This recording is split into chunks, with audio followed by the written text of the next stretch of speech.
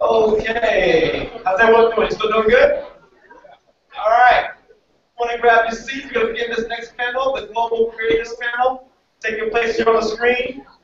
And if Susan is ready, we'll hand this off to her.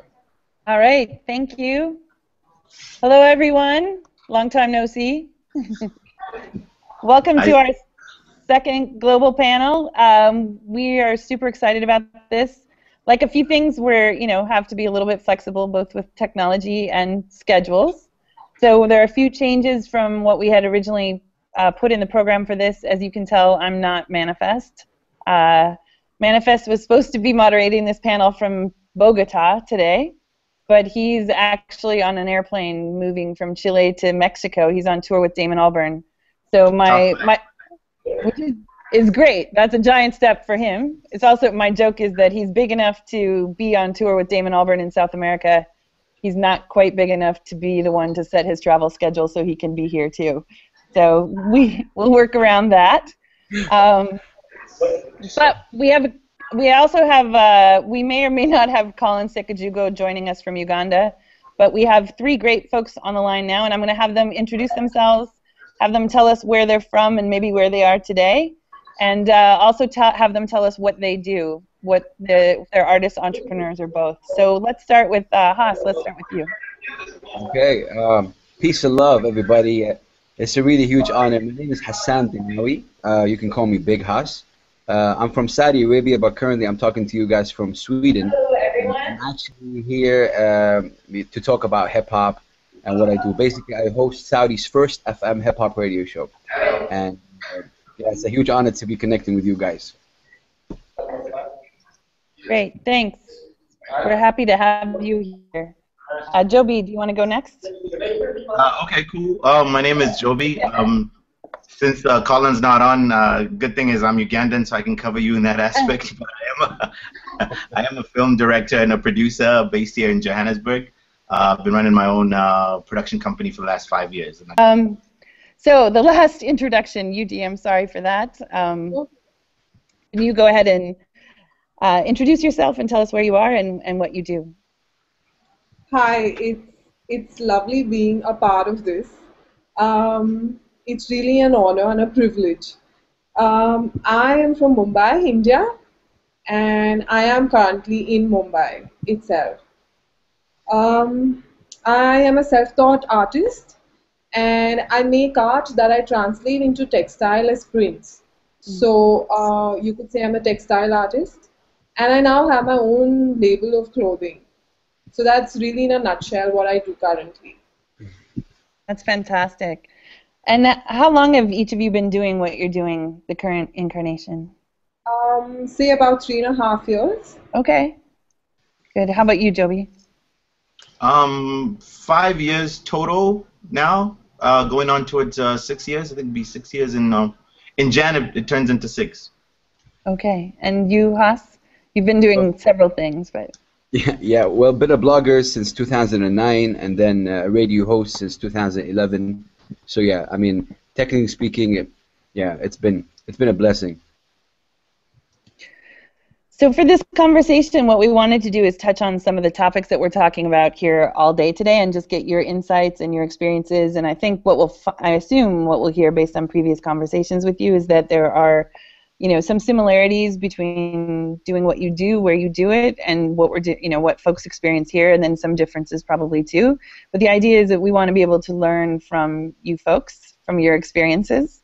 So the kind of the broad topics that we're going to talk about is, first, we just had a panel this morning about resilience and overcoming challenges.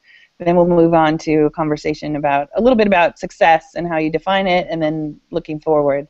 So could you describe for us a challenge that you faced in building the work that you're doing now, and then what you did to overcome it? And let's start with you, Jobie.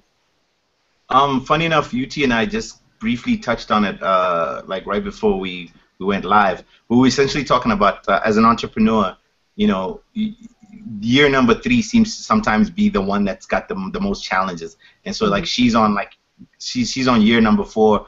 I'm on year number 5 on this side, going to year number 6, and you look back, and usually year number 3 was the most challenging one, Mm-hmm. and you're just happy to quote unquote survive it. But at the same time, I think the biggest challenge is not necessarily I think the biggest challenge is making sure you can just retain customers and give good enough service, especially as a small company, that they keep coming back to you. I think that's usually the biggest challenge for businesses is one, getting the customer, but then now making that customer like a continual customer, somebody who's always a repeat customer, really. So do you have some specific examples or things that you tried in order to do that, to get and retain those customers? Well, to get and retain the customers, I think first and foremost, it's the service that you offer, and that's it. That's basically it. The service has to be compelling, and also the pain. So, for example, when I first initially started, even though we do TV shows and commercials and so forth, I started by doing PowerPoint presentations and keynote presentations for major executives at TV companies. You know, those, because they didn't quite know me yet. Those were the first jobs they would trust me with. And then I started by doing like little promos and little ads things. You know, you start with the little jobs, and you kick butt at those, and then that you come back and they go, wow, okay, cool, really dug what you did. Here's a slightly bigger job, and that's how that's how it grew. At the time, it was just me and my partner, and that's how it slowly grew over time to be the little firm that we are. So building that credibility in those relationships. Yep. How about you, Yuti? What would you say was a challenge that you faced, and then something about how you overcame it? For me, actually, the challenges were quite different. Firstly, a small brief about how we sell our products I would have to give here so that you all understand the context. We basically sell everything online, and when I say online, I don't mean having our website with a buy button. We sell through our blog, which means all our designs are put up, and you have to send us an email, and we write back, with your query or an order, and then we process the order and take it forward from there. For me, one of the biggest challenges was India is still not as open to online shopping as it has been for y'all from quite a long time back. This whole fashion of shopping online is very new to India, and especially when it comes to a category like saris, because it's still quite perceived as a conservative mode of dressing, and the women that wear saris are considered to be the really simpler ones who are not that online savvy and would want to drape it around them in a store or at somebody's home to buy it. So when we started this brand and we said we're going to sell saris online, the first reaction we had from everybody was like, oh my God, it's never going to work.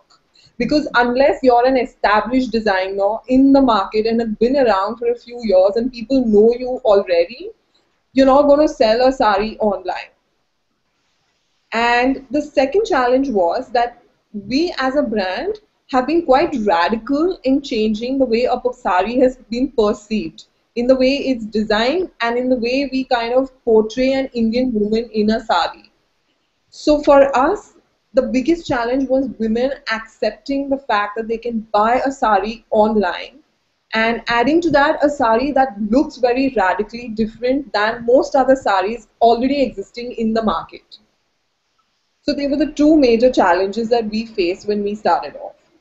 And that's perfect for why you're here, because we talk about path forgers all the time. So clearly you are, by creating a new way of doing business and a new product, I guess, that puts you right in the middle of our definition. So how have you overcome those challenges of getting people to buy online and getting people to think about saris in a different way? Yeah, for us, one of the biggest reasons of starting this label was to, more and more young Indian women are wanting to wear Western clothes because they don't think wearing Indian is hip anymore, which is a notion which we wanted to kind of change. So when we started off our brand, we took a conscious decision of shooting our products not on very model-looking women. You know what I mean is we used real women, we used friends, we used clients, we used just people we knew, so that when a woman sees this on another woman who is not beautiful in the sense of the way society terms you beautiful, they kind of relate to her more. Like it's easy for them to picture themselves in a sari like that. Mm. So that was one big factor that kind of helped us, because women started writing to us saying, "Oh, it's lovely to see, fuller women, with not just skinny models wearing these saris with high budget photo shoots." Mm-hmm. So that was a big thing. The second thing was the first 1.5 years, we made it a point to be very personal with all the communication. When anybody wrote us an email, we took that extra effort to explain, why it is the way it is, what we're doing, why they should be trusting us. And over time, that trust has built and word has spread. Initially, we did have a lot of back and forth in the emails. I think that's great, and I think that's a good example of what we talked about, seeing some similarities, in that, you talked about, one, making it so that your audience or your clients can see themselves doing what you do, right, by having an accessible image for them, and then two, that we hear a lot about that personal touch over and over again. So it's good to see some common themes coming through the day. Haas, what about you? What's a challenge? I'm sure there's one or two that you've faced in building up the work that you've done. Could you talk about a challenge that you faced and then what you've done to overcome it? Yeah, wow. First of all, big up to Yuti and, of course, Jobie. Yuti, I just want to say, that being hip is being you, being yourself, and I salute you for that, and big up. Well, basically, I host a radio show in Saudi. It's a hip-hop show, and one of the most difficult thing that I had to overcome is the perceptions people have about the art form in general. The hip hop is taken as it's downgraded. Everything that we see in the mass media, everything that is being promoted right now on the radios and TV is not the real image of what hip hop is all about. So that for me was really difficult. Plus the fact that I am in a country where it's very conservative, like Saudi Arabia, where there's a big debate happening that music itself should be forbidden, and that is a big thing. And I overcome it really by actually being persistent. I'm not gonna lie and give you like a great story. I was very persistent, very determined to actually reach my goal, and my goal is to promote songs that actually can elevate the mind, through lyrics, and that's what I did, and I believe in that, and I know that the goal itself is a powerful goal, and with the people helping you, the listeners helping you out, you can reach any of that, and this was a main thing. How I did it, like I said, by the support of the people, and I kept really going at it really strong, and I kept going in one straight path, regardless of how many negative feedbacks I got. I got feedbacks. Why are you bringing an American culture to a Saudi culture? And I said, this is it. Hip hop is a universal language. It does not belong to America anymore. It's a universal thing. And people, the rappers, the artists that are rapping in Arabic deserve to be heard. They're rapping about something different than what the mass media are rapping about. They are actually reflecting the truth on the street. And that's why it's amazing, So being hip is being you, and salute to everybody that's actually, being real to him or herself. And I'm a big advocate of being, yourself. And yeah, this is it. Great, thanks. So one of the things we're talking about after lunch here is success, which is the follow-on from overcoming challenges, right? So assuming that we get through the challenges, I guess we're looking more from the personal side, how do you know if you're being successful or how you're doing in general? How do you look at that? What kinds of things are you looking at to measure your progress or your success? Who'd like to start? Just go ahead. I can jump in. Success to me is just it's freedom of time. It's doing what you love. It's making a good living from what you love doing.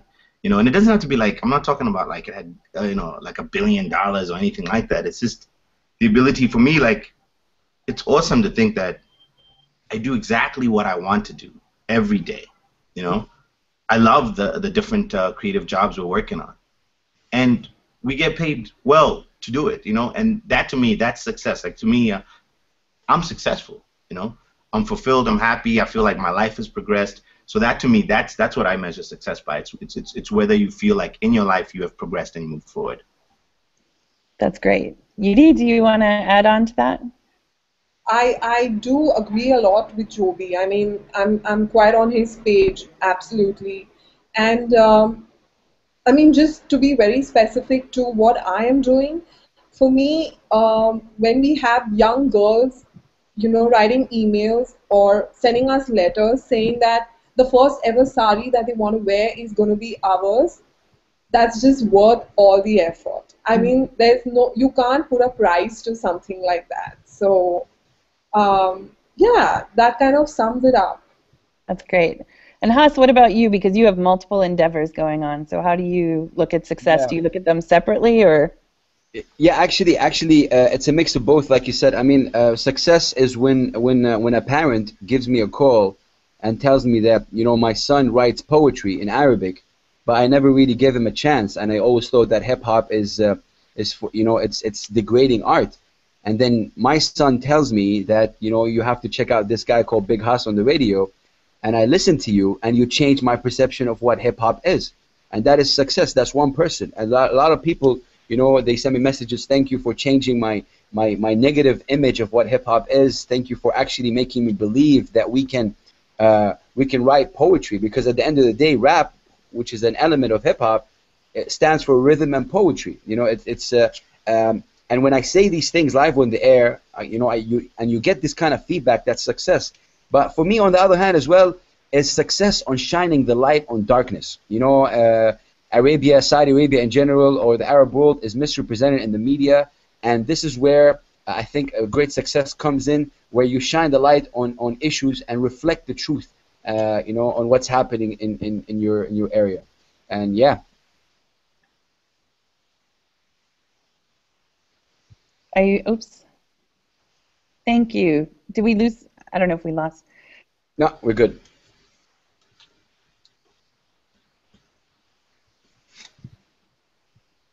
Hello? Yeah, Yuti, I can hear you. Yeah, I can hear you too. All right. What about Mr. Jobie? My side. What was the next question? I missed it then. I'm still here. Susan. Okay. Am I there? Yes. All right. Yeah, you are there. Okay. I'm going to ask the room get ready with some questions for you as well, hoping that part works. This has been a little bit tricky, this technology this time around, but we'll keep plowing through. The last question, you know, one of the last questions for you is now, like, looking forward. What do you see as sort of the next in growing what you're doing and growing your businesses, or growing the work that you're doing, or growing the impact that you want to have with your work? What are the next sort of challenges? And I mean both practical challenges like people or money or time, and also sort of the more, you know, philosophical or spiritual challenges that come with growing what you're doing. Cool. Haas, do you want to start? Yeah. Okay. You know, basically, in the future, in the near future, I would love to start organizing events and festivals, you know, that actually allow these Arab hip hop artists or regional, you know, Arab hip hop artists to actually perform. And this is where it's going to be very tricky in finding a good partner or people that actually believe in the cause. Because right now, what's happening is that a lot of you know, American, European artists are being booked in the Arab world, like the United Arab Emirates, without them supporting any local artist. I mean, you know, and a hip hop artist from the States comes in for like 3-4 hours, performs in the UAE. Why can't you have a local artist opening up for that guy? And I want to be that person where, you know what? Okay, we don't need anybody. Let's just start festivals and do hip hop festivals in the Arab world.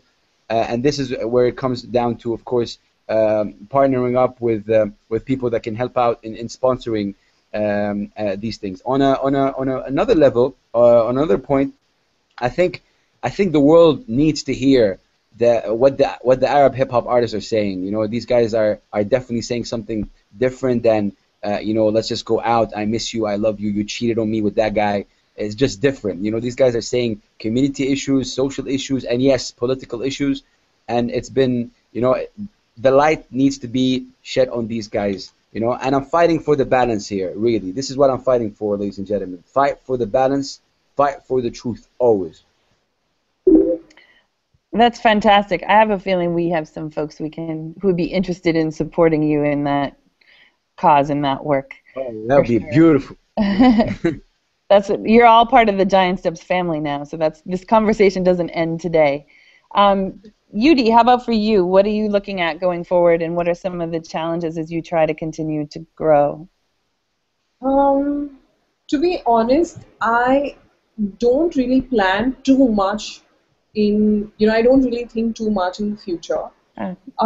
But yes, it is my dream eventually to be working with folk artists and weavers all around the world, and have a sort of creative artistic community where we will have all of them interacting and working with each other and taking their specific region art or culture, but in a modern, contemporary way, and putting it to a modern platform.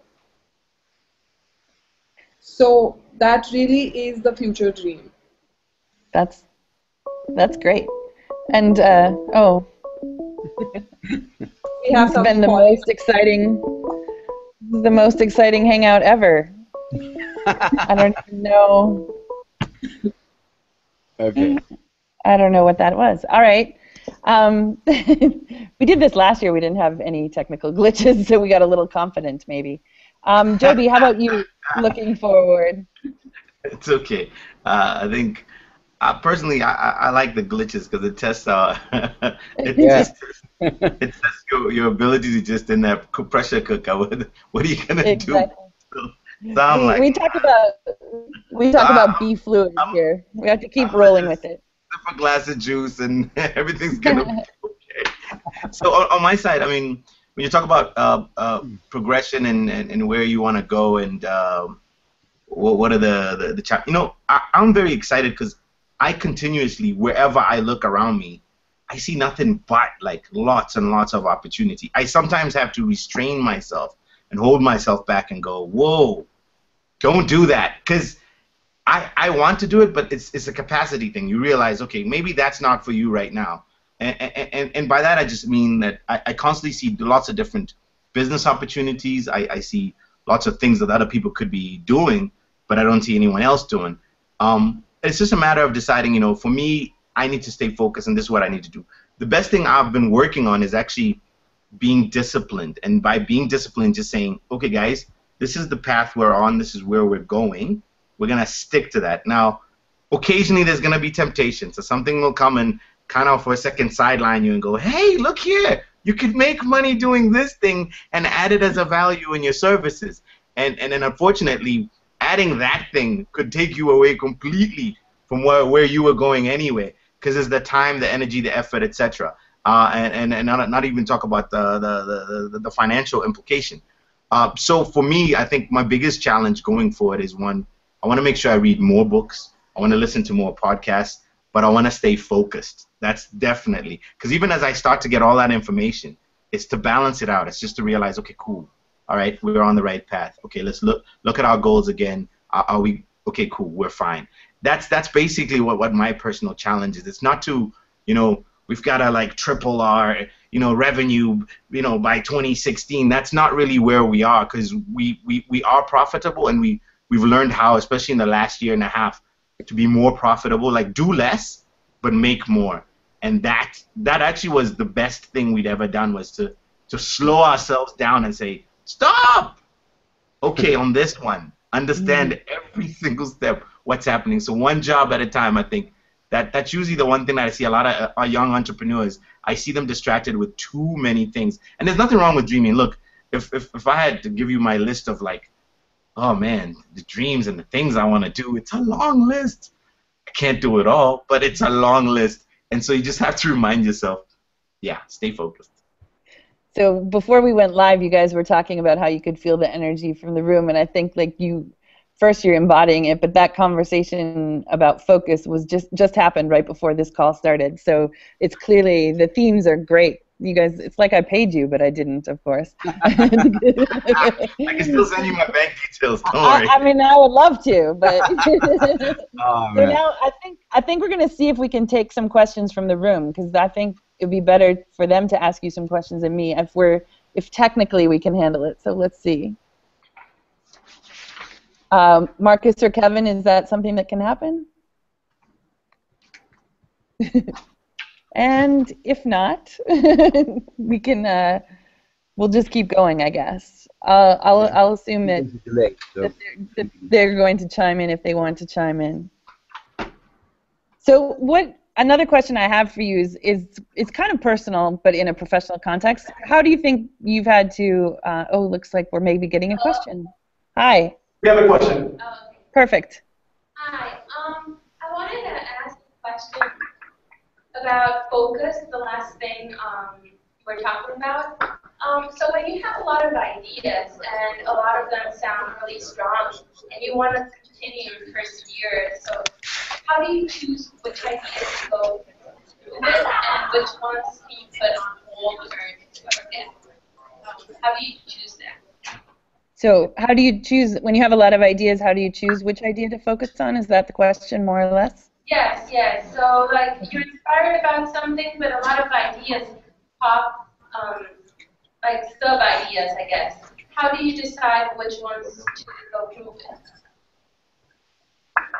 So who has some thoughts about that, about how to start focusing? Or maybe it's about how to leave certain things behind. On a good one. I want to hear Haas first. Oh, well, for me,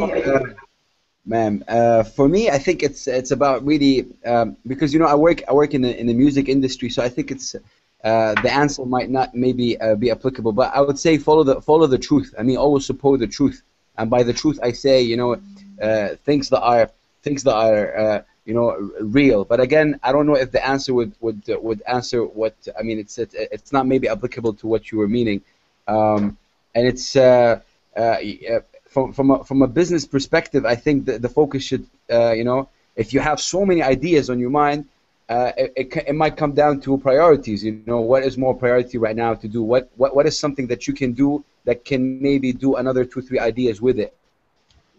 So yeah, that's what I would say. Anyone else want to weigh in on focusing your ideas and efforts? Go ahead, Yuti. Question.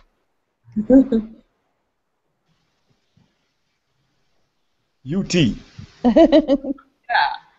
Yeah, I mean, it is a tricky question because, frankly, the more you see around you, I think the more you realize how little you know. And that just wants to make you do more and more and experience and create more. But what I usually do is I basically just sleep over thoughts when I'm confused. And when I wake up in the morning, the first idea that pops into my head is usually what works for me best. Mm-hmm.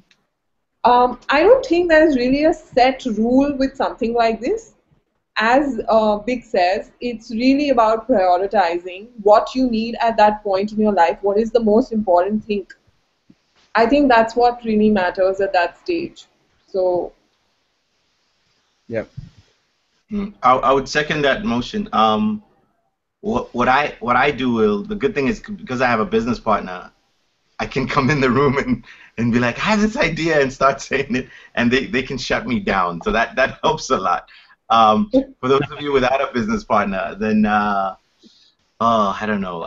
I always think just look at your priority list and honestly just say, what did I start this to do? So let's say you're a hot dog vendor. If your plan was to sell, maybe like the best vegan hot dogs ever and only that and never sell any pork hot dogs, you have to stick to that. Even if the guy next to you who's selling the pork hot dogs is selling like a ton of pork hot dogs, if your thing that makes you different is that I do not sell pork hot dogs, then you have to stick to that. No matter how great an idea it might be, to add that as a core service, you have to, what am I about? Stick to what you're about. That literally is what I would say. So it goes back to what Haas is saying. I think he was saying, be true to yourself or find your truth. the truth is, what are you about? And kind of just stay on that path, build that path, grow that path, and then along the way you'll finally, when the time is right, it'll feel right. When it's an organic addition to what you're doing, if it adds value, like real value, then cool. That would be my 2 cents.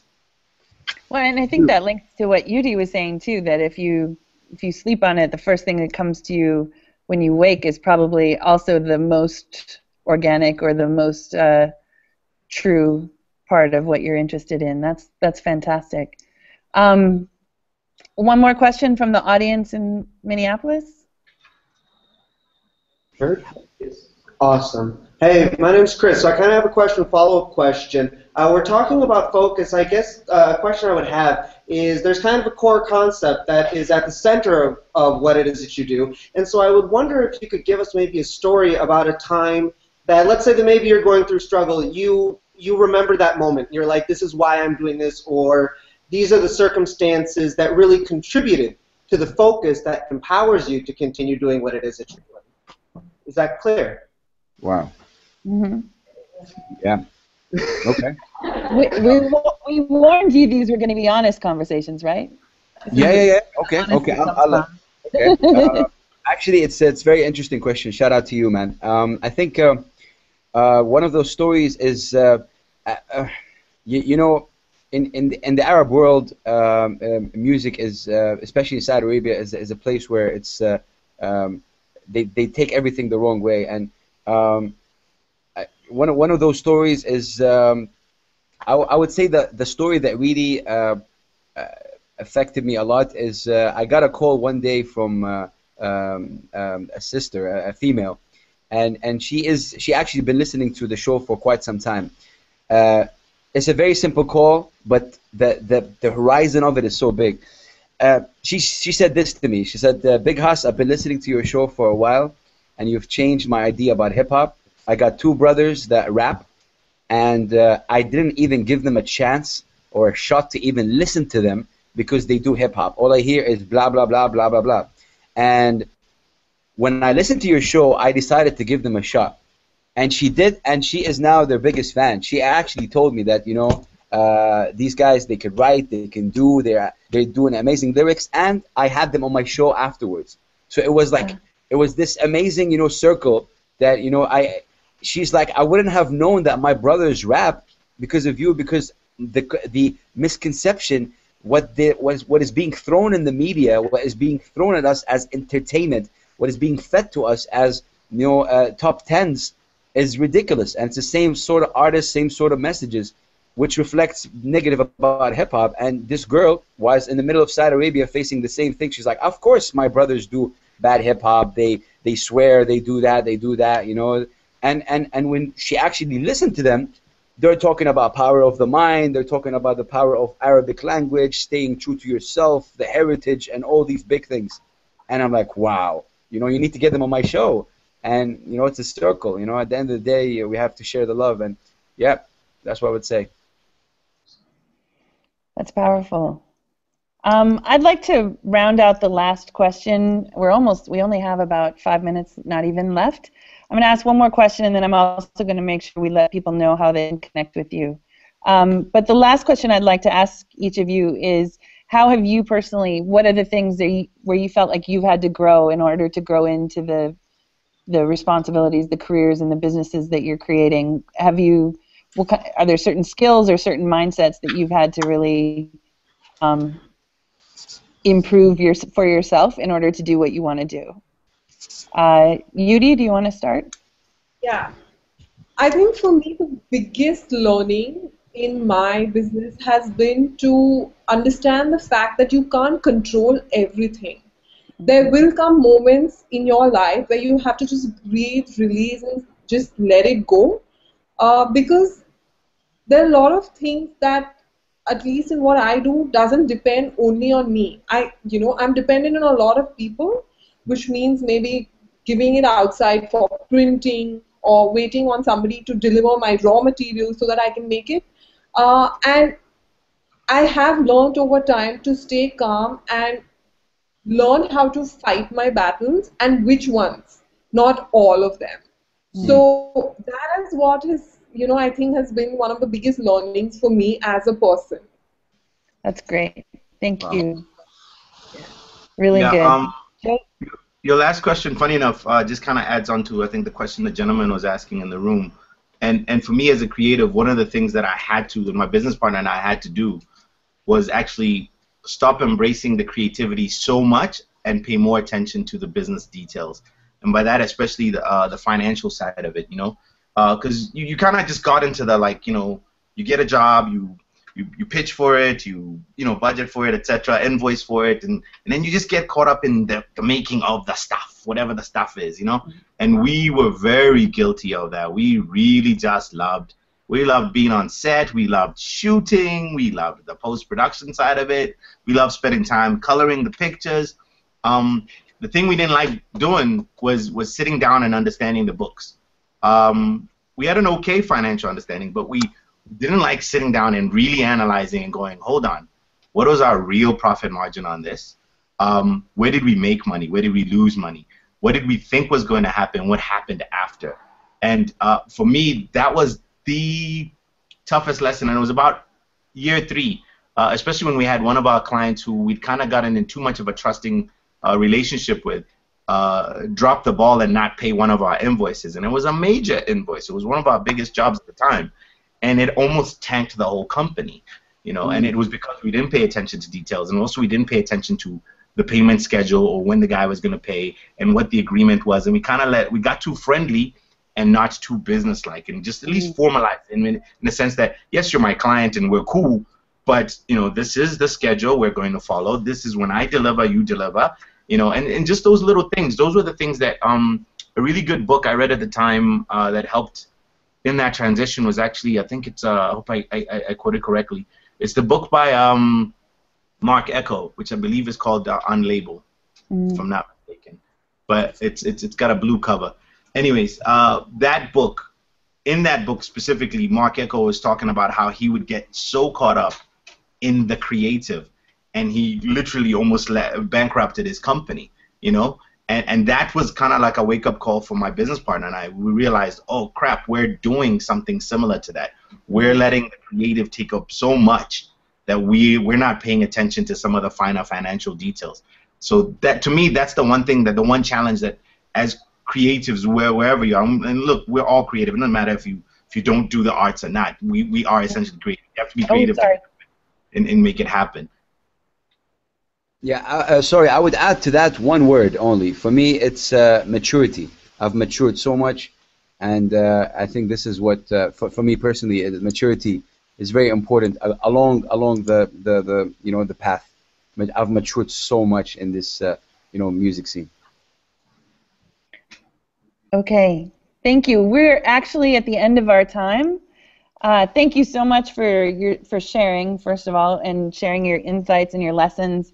Thanks also for your patience with the technical issues today. It's we're still learning, I guess. Everything, it's exactly what Yuti was talking about, being dependent on others for making things happen. Yeah. We have some of your information in our documentation, like websites and Twitter handles. Haas, people can follow your show, I think, online. Is that correct? Yeah. There's a live link that is available as well, and on the blog. I'm very active on Twitter, big_Haas. I just want to say it's a big, huge honor for me to be with you guys, and thank you for introducing me to amazing souls like these guys, Yuti and Jay, my man, amazing. And shout out to my people tuning in from Lebanon, Mr. K, Fatin, and my lovely wife Hanan, and my kid Ahmed, who I love more than anything in the world. Please think human first, love your family first, and it has been an honor. One love, one world. Salute. Thank you. And Yuti, you have a website as well? Sorry? Your website as well, where people can find your beautiful designs? Yes. Do you want me to give out the website now? Yes, please. Yes. So it's www.udd, that's woodstories.com. And you're also on Instagram with beautiful photos there. Yes. And I mean, I would just like to sum it up also by saying thank you for introducing me to Big and Jodie. And it's been absolutely lovely and a huge privilege and honor being here. Yeah, I'm just hoping this can go further than just this conference. Great. Yeah. And Jobie, I know we've seen some of your work because you've done a video for Manifest, and you've also done a video for Ryunga, who's part of the Giant Steps family. He was here the first 2 years too. Are there other places that people can check out your work, Jobie? Go to the company website to look at, I guess, our portfolio and other things we've worked on. It's callbackdreams.com. So like callback, like somebody calling you back, and dreams when you go to sleep at night, the dreams that you have. Callbackdreams.com is the best place to get that. You can follow me on Twitter. It's Jobie1, so Jobieone. Or on Instagram, it's Jobie1time. So it's Jobieonetime. And thanks for having me. Thank you so much to all of you. We really appreciate you taking the time to be with us at all different times in your evenings, most of you. And we will definitely be in touch, and I bet you might be hearing from some of the folks in our audience as well. I hope so. One love, ladies and gentlemen. Thank you, Minneapolis. Yes. Thank you. Make some noise, ladies and gentlemen, for Susan.